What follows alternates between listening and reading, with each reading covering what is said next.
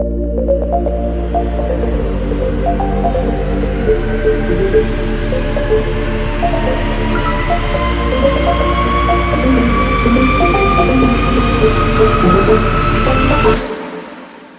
and welcome to this week's episode of the Aviators South Africa podcast, Aviation Sunday, episode 13.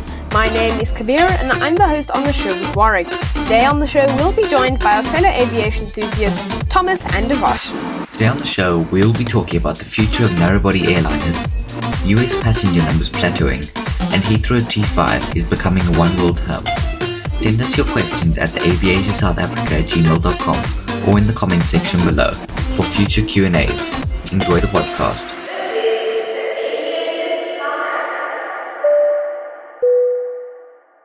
This episode is in association with African Pilot magazine. Subscribe to Africa's finest aviation magazine today. For more information, go to www.africanpilot.co.za. Producing this content takes a lot of time and effort. Therefore, why don't you become a member of our channel through Buy Me a Coffee or on our website? This will assist us financially and allow us to continue providing quality aviation content to South Africa and beyond. As a member of our channel, you will receive members-only aviation tech content reviews, get early YouTube videos and podcasts, and even get featured on our podcast and YouTube episodes. To do this, click on the links in the description. There's a Buy Me a Coffee link and there's a link in our website. If you click on the link to our website, you will get a 10-day free trial and then you can decide whether you'd like to continue. Alternatively, just buy us a coffee on the link below. $5 a coffee. Thank you for supporting us. Enjoy the episode. Initially, it seemed as though passenger numbers were climbing in the US. However, this is rapidly changing. A new statistic released this week from TSA is suggesting that the passenger numbers are plateauing instead of climbing. This means that they are not growing, but rather staying consistently low for a period of time. This is very worrying. This makes it seem as though the aviation industry in the US is going to have a choppy recovery. This means there's not going to be an easy recovery for the rest of the industry throughout the world. South Africa's aviation industry is also going to be facing some tough challenges in the future for the same reason as the US. There is a long journey ahead for the industry.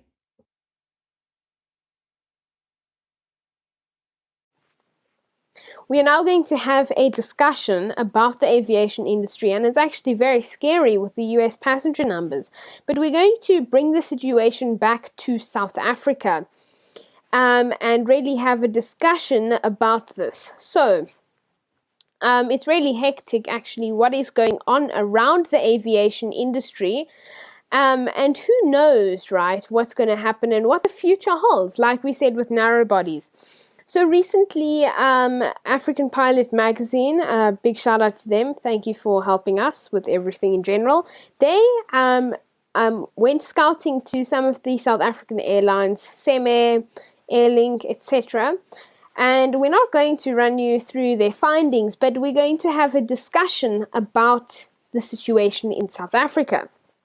So currently, with Seme, I mean, what people are seeing is, it's very hard because a lot of flight training, now this doesn't come to mind, but a lot of airlines use international simulators to do their training. So Seme, apparently 60% of their training is overseas. Now, with lockdown, it's virtually impossible to do this. It's only repatriation flights, etc., that are happening. So how are you meant to get your crew, which you are working on, to overseas to do the flight training? So this made it very difficult. Now, the interesting thing is the demand, they're seeing very low passenger numbers and static growth. So the growth is not rapidly going, but it's rather being fairly static. And the US, it's just plateauing, and it's very hard to see what is going on.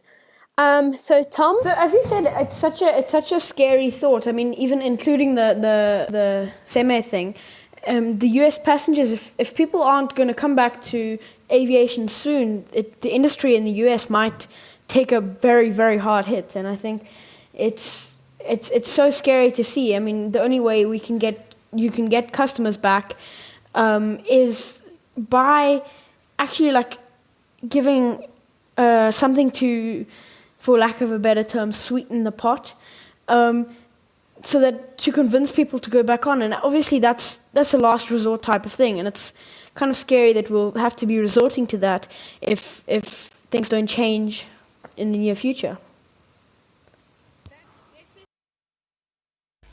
Yes, I definitely agree with you both, and especially, yeah, could be as you said, it's a static growth. It's not dynamic. It's not moving. It's just staying stationary. It grew, but now it's stationary. It's not growing anymore. Admittedly, it's not shrinking again, which is good, but I mean, also the US with all their cases at the moment, it's just an absolute nightmare because the cases are growing so rapidly. That they can't really start up, and I think one of the reasons why it's plateauing is because people just now getting more scared, to go out because of the fact that they've got to, they're worried about getting COVID, and they've got over 4.5 million cases now in the US, and so they're not doing very well at the moment. So I think a lot of people are getting scared and they're staying at home, which is why it's plateauing. So it's risen to a point of the barest minimum people who need to travel, but then there still are the people who are scared. So it's not growing anymore. That's definitely a very good point, Tom and Warwick. This industry is quite a major player in the aviation market. Lots of airlines, international, domestic, and the US is a big country. So you have to use air travel. Air travel is important. It will take you years, not years, but you know what I mean, metaphorically, a long time to cross from one side to another. But we've recently seen that a couple of US airlines, we're not going to dive deep in that. Maybe we will do that about something in another episode. But a lot of these airlines have had to furlough cabin crew, pilots. I know United's regional, I think American furlough is on the horizon, and it varies by airline. And it's just so difficult to see what the future holds. And for cabin crew and pilots who know what is going to happen. And it's such a shame because, furlough, voluntary leave, it's a whole nother story. And we should be doing this in another episode, actually. But it's a long journey ahead.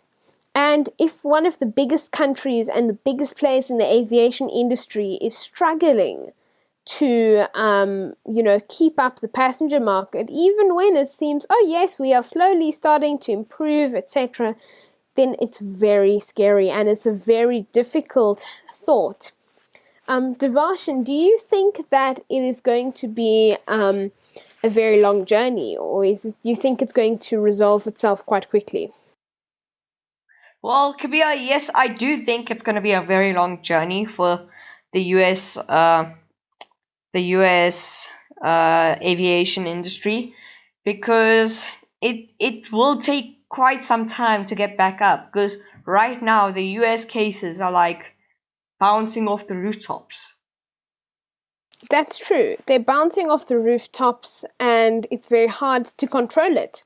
And when you have a government like the US who aren't taking direct responsibility, or it's not like a government, a whole country mandate, where states have so much power. I mean, our provinces to some extent have power, etc. Like in Cape Town or Western Cape, you can't buy alcohol at a certain time on a Sunday, or those little things.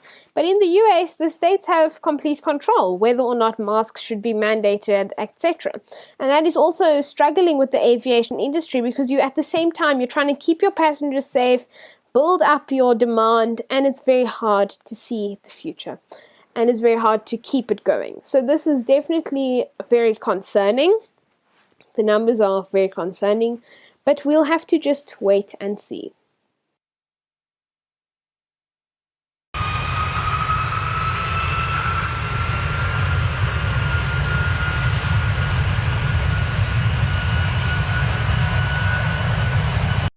So this video is a two-part series due to the overall length. But our second part didn't have really as much content. So we thought for this week, we're going to do a bit of change of plans. This week there will not be an Aviation Sunday episode, but rather we will be giving our video to the public, our first aviation history video, featuring KLM Royal Dutch Airlines next week Sunday. So stay tuned for that, coming up. Hello and welcome to this brand new series on the Aviators South Africa, Aviation History. My name is Kabir and I'm the host on the show with Warwick. Today on the show we'll be talking about the history of one of the oldest airlines still operating in the world, KLM. We hope that you are going to enjoy this new venture with us. Remember to give us some feedback in the comment section and please give us a like and make sure to subscribe. Also turn on notifications so you don't miss our upcoming videos. Enjoy the episode.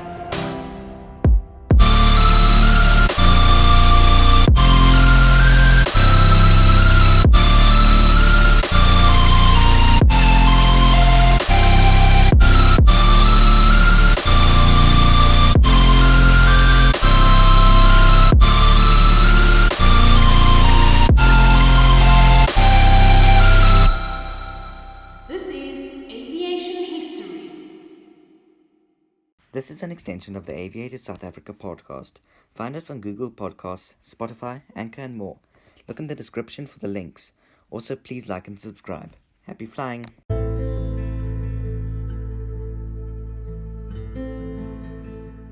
Thanks for tuning in to this week's episode of the Aviators South Africa. We'll see you next time on next week Sunday, 3 p.m. South African time. Please stay safe, stay home. Together we can beat the coronavirus. # Stay Home South Africa.